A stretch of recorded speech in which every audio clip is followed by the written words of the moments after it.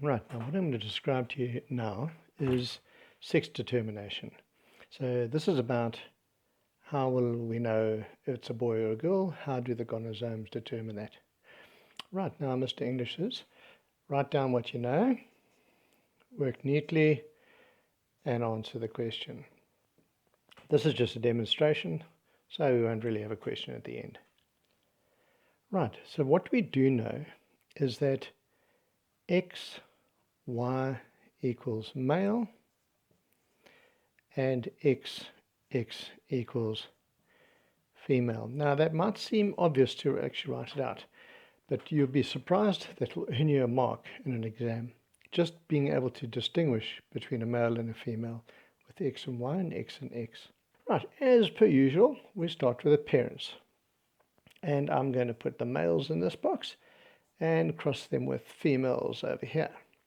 So the male would be XY. Now, this is quite an unusual thing. First time we've done this, we're putting whole gonosomes into the boxes. We're not putting traits. We're not putting capital T, small t.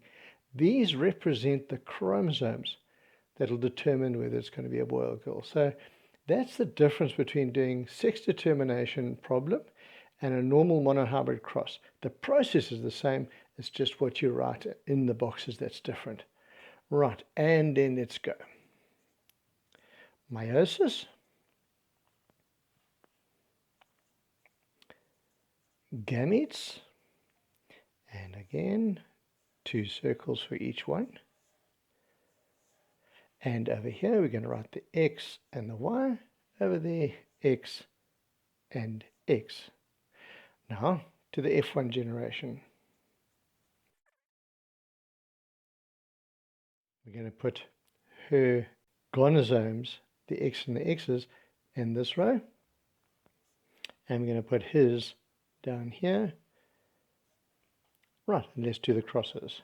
X, X, X, X, X, Y, and X, Y. So now you can see girl, girl, a boy, a boy.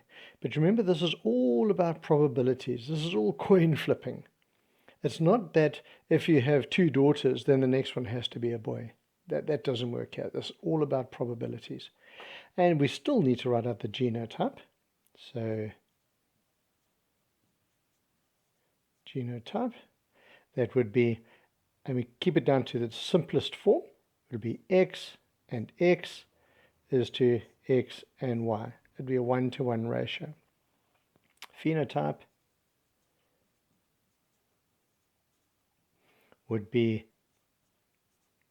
female to male, a 1-to-1 ratio. And so that is how you'd set up sex determination. It might be linked to a question saying, what is the probability of a son being born? Well, it is 50%. What is the probability of a girl being born? It is 50%.